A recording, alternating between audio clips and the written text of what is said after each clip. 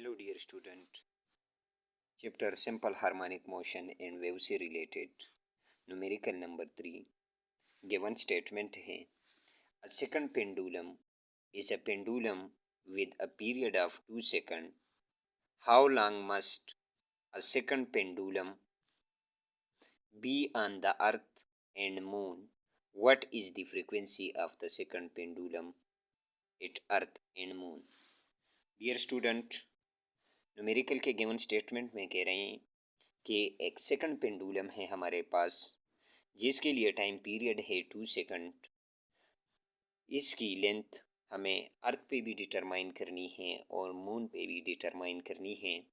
और हमें ऑलरेडी ये भी पता है कि ग्रेविटी ऑफ अर्थ जो है वो है 9.8 मीटर पर second square and the gravity of moon जो है वो है 1.62 मीटर और 1.63 मीटर पर सेकंड स्क्वायर।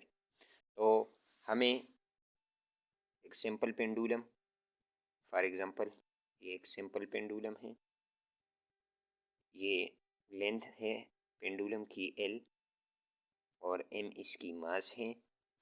इस पेंडुलम का लेंथ हमें L on E earth surface पे भी मालूम फाइंड करना है, लेंथ ऑन मून भी फाइंड करना है और सिमिलरली इस सिंपल पेंडुलम के लिए फ्रीक्वेंसी भी हमें अर्थ पे फाइंड करनी है और फ्रीक्वेंसी भी हमें मून पे फाइंड करनी है। ये गिवन स्टेटमेंट है न्यूमेरिकल नंबर 3 का सिंपल हार्मोनिक मोशन से।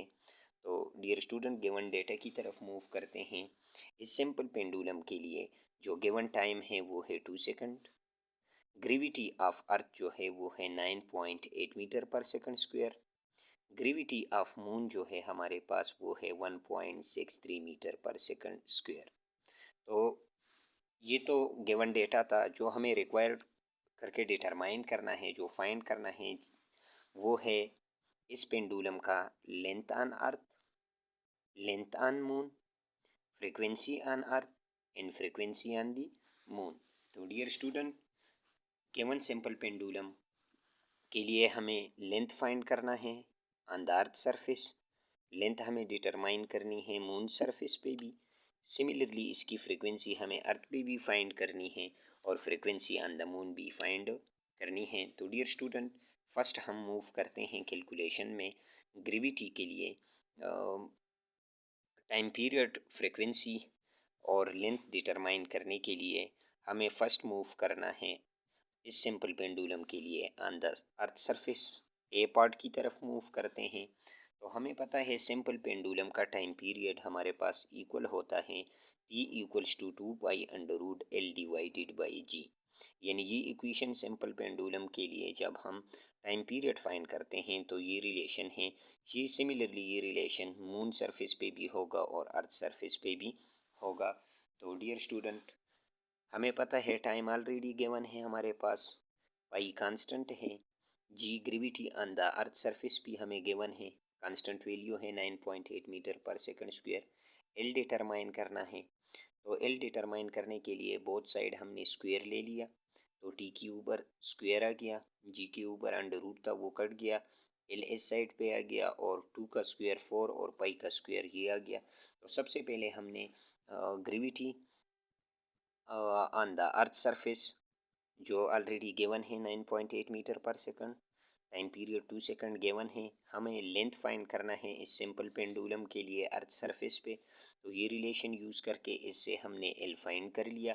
तो लेंथ ऑफ अर्थ हमारे पास इक्वल आया ग्रेविटी ऑन अर्थ टाइम्स का square divided by 4 pi square. यहाँ हमारे पास आ गया लेंथ का रिलेशन। तो ग्रेविटी ऑन अर्थ जो है वो है 9.8, टाइम 2 सेकंड था, 2 का स्क्वायर आया, 4 अपनी जगह पे और पाई 3.14 की इक्वल होता है, ऊपर आ गया स्क्वायर। आफ्टर द कैलकुलेशन जब हमने इसको कैलकुलेट किया तो हमारे पास इस सिंपल पेंडुलम के लिए जो 2 सेकंड इसका टाइम पीरियड है, इसका लेंथ हमारे पास आया 0.99 metre on the earth surface. Similarly अगर हम इस सिंपल पेंडुलम का जिसका लेंथ 0.99 मीटर है और टाइम पीरियड 2 सेकंड है, अगर हम इसकी फ्रीक्वेंसी डिटरमाइन करना चाहें तो फ्रीक्वेंसी हमारे पास 0.99 मीटर सिंपल पेंडुलम के लिए तो फ्रीक्वेंसी का रिलेशन है, क्योंकि फ्रीक्वेंसी टाइम की इन्वर्स है तो ये इन्वर्स हो जाएगा। तो फ्रिक्वेंसी इक्वल हो जाएगी 1/2 पाई अंडर रूट, और ये नोमिनेटर डिनोमिनेटर में चला जाएगा और डिनोमिनेटर नोमिनेटर में चला जाएगा, स्क्वायर रूट बोथ साइड हैं। तो फ्रिक्वेंसी का रिलेशन हमारे पास आया 1/2 pi under root G divided by L.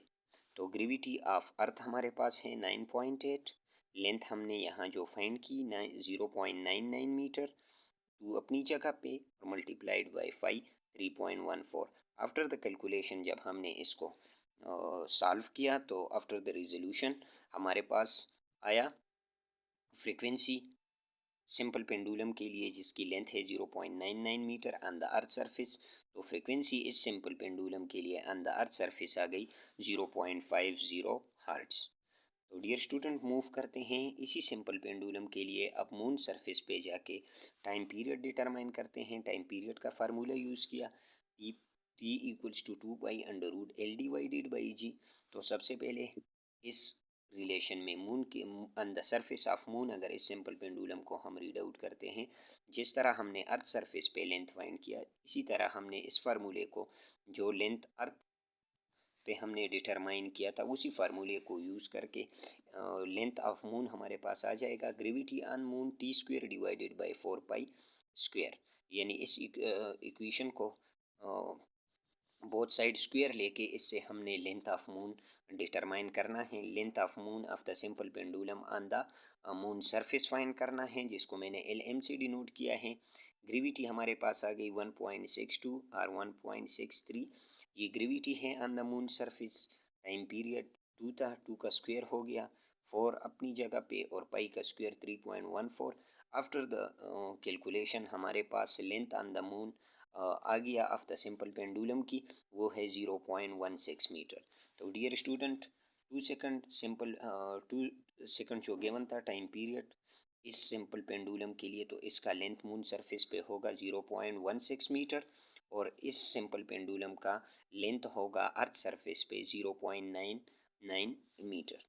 Similarly हम मूव करते हैं फ्रीक्वेंसी की तरफ।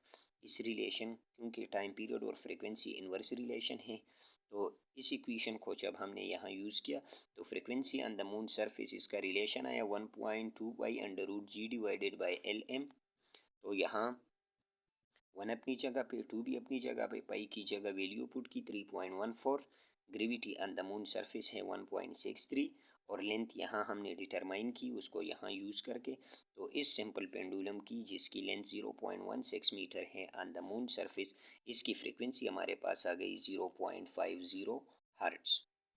Thank you dear student for watching. Please subscribe my channel and share with your other friend for amazing and good great concept. Thank you.